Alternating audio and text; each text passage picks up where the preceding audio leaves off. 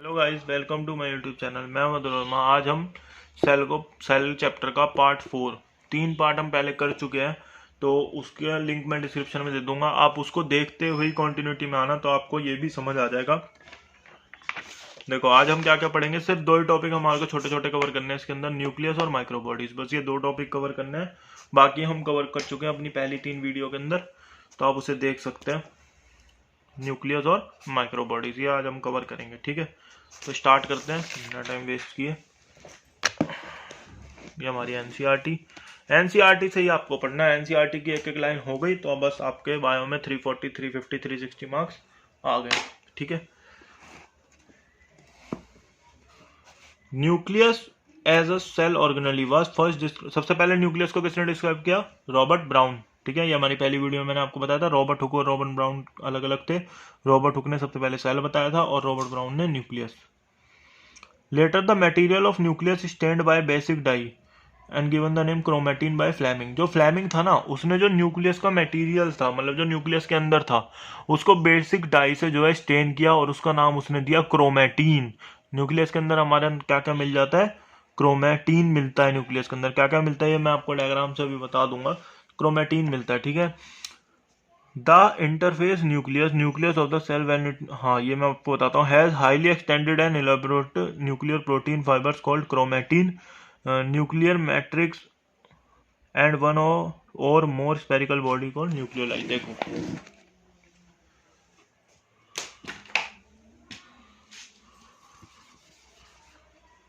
देखो न्यूक्लियस भी जो है ना हमारा, डबल मेम्ब्रेन बाउंड स्ट्रक्चर होता है, जैसे कि क्लोरोप्लास्ट और माइटोकॉन्ड्रिया था।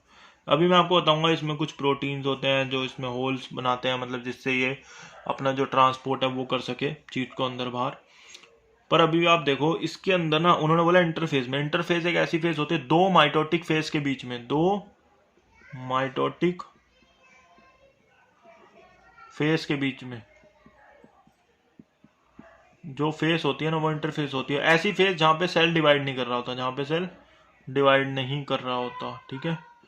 तो इसमें जो है ना बहुत डेंसली धागे जैसे इसके अंदर पड़े रहते हैं चीज, उसे हम कहते हैं डेंसली पैक्ड होता है एकदम, वो क्रोमेटिन होता है, वो क्रोमेटिन होता है। और एक गोल स्ट्रक्चर होता है जिसे हम कह देते हैं न्यूक्लियोलाई, ठीक है। न्यूक्लियोलाई, ठीक है। ये प्रेजेंट होता है, ये आरएनए की फॉर्मेशन कराता है। इसे आप सीधी सी लिख लो, ये बहुत इंपॉर्टेंट टॉपिक बात है। आरएनए की फॉर्मेशन कौन कराता है? न्यूक्लियोलाई, ठीक है। कौन कराता है? न्यूक्लियोलाई। अब समझ आ गया? अब आगे देखो।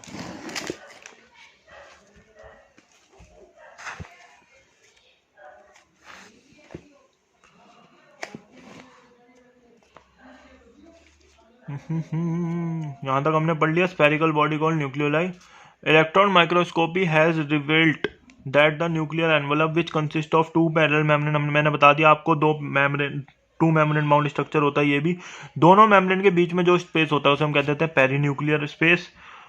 Forms a barrier between the material present inside the nucleus and that of cytoplasm. जो मटेरियल न्यूक्लियस के अंदर पड़ा है, क्या क्या पड़ा है अभी हमने देखा था, एक तो सेंट्रियोल, दूसरा न्यूक्लियोलाई। तो वो उसके और सेंट्रोसोम में जो मटेरियल पड़ा है उसके बीच में बैरियर कौन बनाता है? पेरीन्यूक्लियर मेम्ब्रेन या पेरीन्यूक्लियर, जो दोनों मेम्ब्रेन होती है, आउटर मेम्ब्रेन ऑफ न्यूक्लियस, ठीक है। आगे देखो, आगे इसके अंदर हमारे पास क्या है? The outer membrane usually remain continuous with the endoplasmic reticulum. ये मैंने सबसे पहली वीडियो में आपको बताया था कि आउटर मेम्ब्रेन ऑफ न्यूक्लियस जो है वो रफ एंडोप्लाज्मिक रेटिकुलम के साथ कॉन्टिन्यूअस रहती है, एकदम बिल्कुल उसी के पास मिलती है आपको, ठीक है। At a number of places the nuclear envelope is interrupted by minute pore which are form by the fusion of 2 membrane. मैंने आपको अभी बताया था ना, कुछ होल्स मिलते हैं जो कि फ्यूजन ऑफ 2 मेम्ब्रेन, वहां से दोनों मेम्ब्रेन फ्यूज कर जाती हैं, इसलिए वो होल्स क्रिएट होते हैं, ठीक है। और उन्हें हम पोर्स, इंग्लिश में मतलब होल्स को पोर्स कहते हैं। This nuclear pores are the passage through which movement of RNA and protein.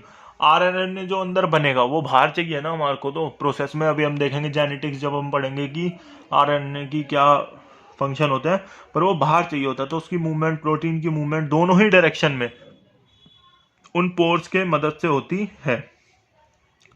Normally there is only one nucleus per cell, ज़्यादातर जो है एक ही न्यूक्लियस मिलेगा आपको एक सेल में, पर इसमें जो वेरिएशन है वो भी आपको कई बार अच्छी खासी देखने को मिल जाती है। जैसे कि इरिथ्रोसाइट आरबीसी हमारे अंदर होते हैं, उसके अंदर कोई न्यूक्लियस ही नहीं होता, साइवी ट्यूब्स हैं उसके अंदर न्यूक्लियस नहीं होता।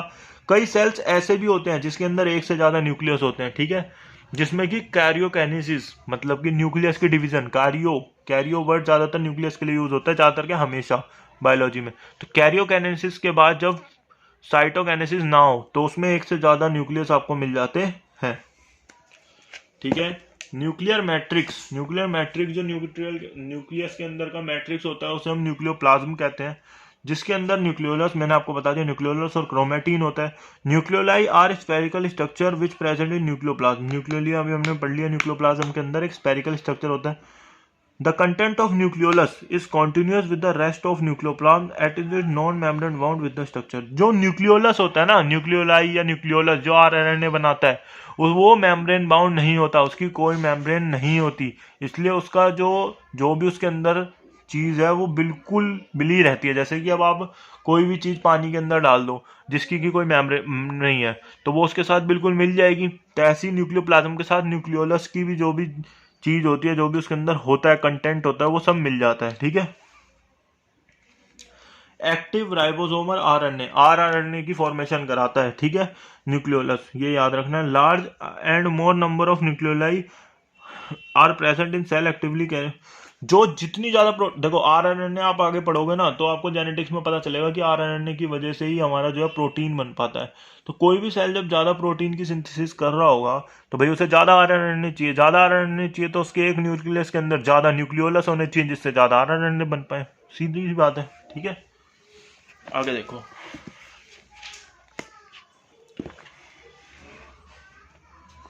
you may recall the interface nucleus has a loosely and indistinct network of nucleoprotein ये में आगे आप पढ़ोगे अभी, जो सेल डिवीजन होता है उसमें इंटरफेस जो होती है जहाँ पे कि सेल डिवाइड नहीं कर रहा होता, वहाँ पे कंडेंस्ड फॉर्म में नहीं मिलता आपको क्रोमेटिन, वो बिल्कुल थ्रेड लाइक स्ट्रक्चर होता है जिसमें कि आपको डिस्टिंक्टिवली क्रोमोसोम ये सब नहीं दिख रहा होगा।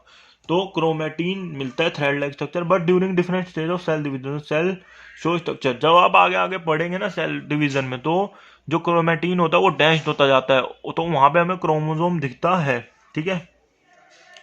ये लाइन आप याद रखना, क्रोमोसोम के अंदर ना आपको क्या क्या मिलता है, क्रोमोसोम में डीएनए होता है, आरएनए होता है, हिस्टोन होता है, नॉन हिस्टोन प्रोटीन होता है, ठीक है। चार चीजें आपको याद रखनी है, डीएनए भी होता है, आरएनए भी होता है, हिस्टोन प्रोटीन भी होता है, नॉन हिस्टोन प्रोटीन भी होता है, ठीक है।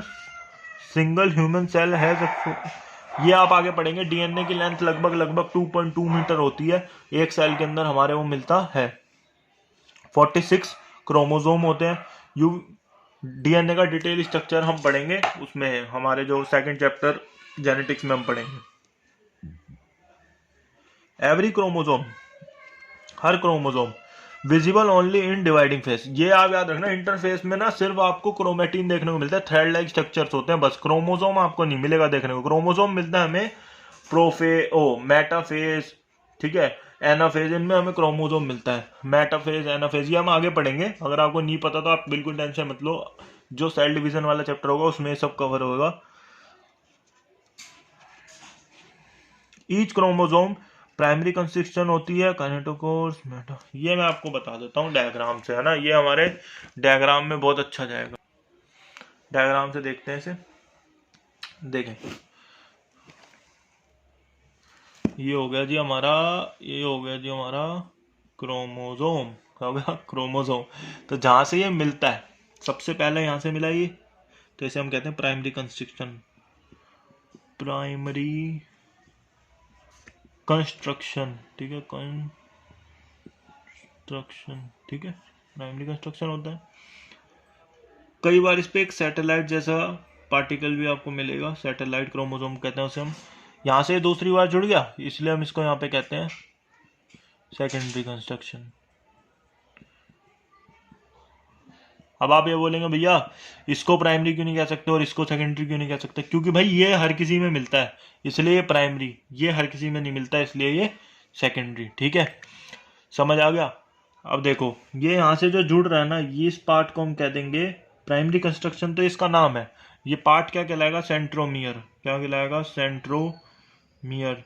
देखो इस चैप्टर में आपको सबसे बड़ी जो अपनी कंफ्यूजन दूर करनी है ना, वो कुछ वर्ड्स में करनी है। क्रोमोसोम, सेंट्रियोल, सेंट्रोसोम, सेंट्रोमियर, ठीक है, इन सब में इसको दोनों तरफ से मेम्ब्रेन कवर कर रही होती है सेंट्रोमियर को, जिसे हम कह देते हैं काइनेटोकोर। ये थोड़ा दोबारा बनाते हैं इसको तो समझ आएगा।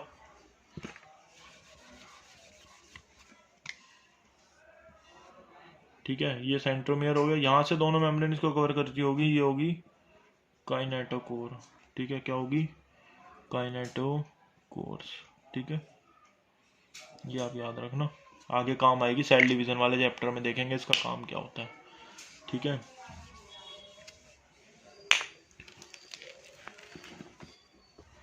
देखो सेंट्रोमियर, ठीक है, जहां से प्राइमरी कंस्ट्रक्शन होता है उस पार्ट को हम सेंट्रोमियर कहते हैं, और उसको जो disc like shape structure cover कर रहा होता है वो काइनेटोकोर होता है। Centromere hold the chromatid of the chromosome, एक जगह मिलाए रखता है सेंट्रोमियर दो क्रोमेटिड्स को क्रोमोसोम के। हाँ, क्रोमेटिड मैं आपको बताता हूँ, सिंगल आर्म को क्रोमेटिड कह देते हैं।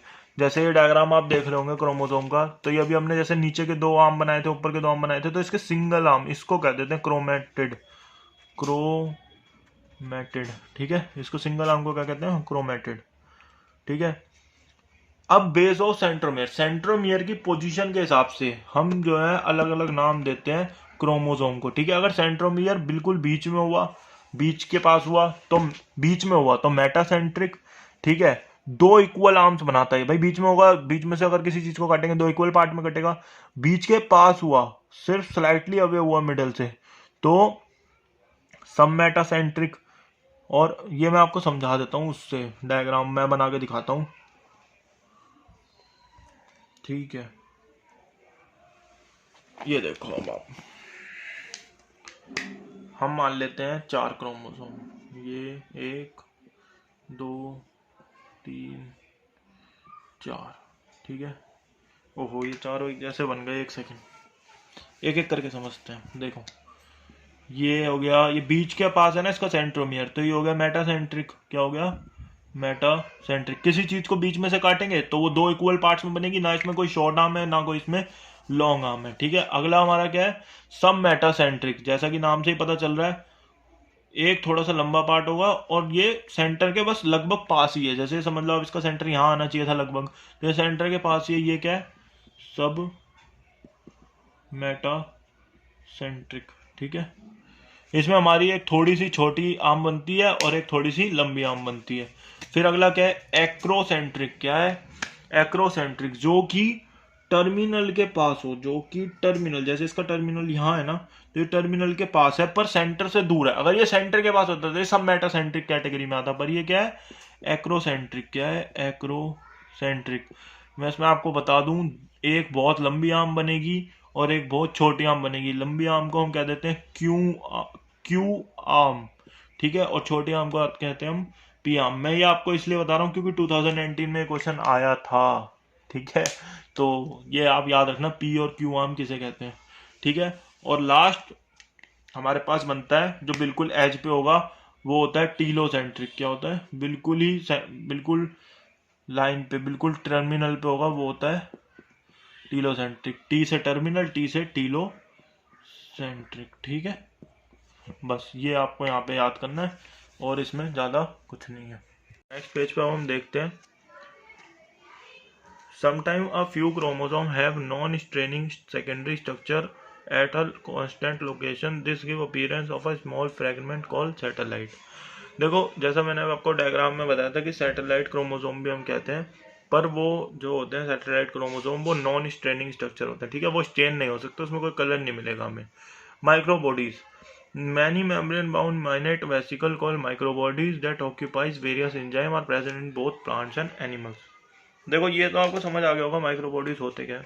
मैं इसको थोड़ा सा और एक्सप्लेन कर देता हूँ आपको। देखो इन्होंने यहाँ पे बोला छोटे वेसिकल्स होते हैं, माइनट वेसिकल्स होते हैं, जिनके अंदर अलग अलग तरीके के एंजाइम भरे हुए होते हैं। ठीक है, यहाँ पे आपको बस दो ही बात एक्स्ट्रा जानने की जरूरत है। इसके एग्जाम्पल होता है ग्लाइकोसोम और परोक्सिसोम। ऑक्सीजोम, ये जो परऑक्सीजोम होता है ना, ये आपको सिर्फ प्लांट में मिलेगा। किस में मिलेगा? प्लांट में। ग्लाइऑक्सीजोम आपको दोनों में मिलेगा, बोथ प्लांट्स एंड एनिमल्स, ठीक है। और जो माइक्रो बॉडीज होती हैं वो भी दोनों में मिलती है, प्लांट्स में भी मिलती है, एनिमल्स में भी मिलती है। परऑक्सीजोम्स आप आगे देखेंगे कि हमारा उसमें भी काम आता है C3C4 साइकिल में, ठीक है। तो परऑक्सीजोम C3C4 में नहीं, फोटो रेस्पिरेशन में काम आता है, ठीक है। परऑक्सीजोम फोटो रेस्पिरेशन में काम आता है। तो आगे हम जब वो चैप्टर पढ़ेंगे तो उसमें हम इसको क्लियर कर लेंगे। परऑक्सीजोम वहाँ भी काम आता है, प्लांट के अंदर होता है। ग्लाइकोसोम, ये दो जो है आपके एग्जाम्पल है माइक्रो बॉडीज के। तो ये चैप्टर हमारे यहाँ पे खत्म हो चुका है। अब आप इस चैप्टर की एनसीईआरटी, जैसा कि मैंने अपनी पहली वीडियो में, अगर वो आपने नहीं देखी है तो उसका लिंक भी मैं डिस्क्रिप्शन में डालूंगा। तो उसमें आपको पूरा मैंने बताया था कि बायोलॉजी को आपको एक चैप्टर को किस तरीके से कवर करना है। तो उसको आप देखें, उसमें आपको पता चलेगा कि किस तरीके से क्वेश्चंस लगाने, कहाँ से लगाने, कितने लगाने, कितनी देर पढ़ना है। तो वो सब वहाँ पे क्लियर हो जाएगा। तो आप इस चैप्टर को पूरा रीड करें, पूरा कंप्लीट करें। ये चैप्टर बहुत इंपॉर्टेंट है। यहाँ पे से लगभग हर साल मिनिमम 3 से 4 क्वेश्चन आ जाते हैं, 3 से 4 क्वेश्चन आ जाते हैं, जो कि आपके 12 to 16 मार्क्स पक्के हो जाएंगे अगर आपने इस चैप्टर को अच्छे से कवर किया, ठीक है। Thank you for watching. और अगर आपको मेरे सारे लेक्चर्स देखने हो बायोलॉजी पे और केमिस्ट्री और फिजिक्स की टिप्स और ट्रिक्स चाहिए हो, तो इस चैनल को सब्सक्राइब कर दें, बेल आइकन को प्रेस कर दें, जिससे आपके पास नोटिफिकेशन आ जाए, ठीक है।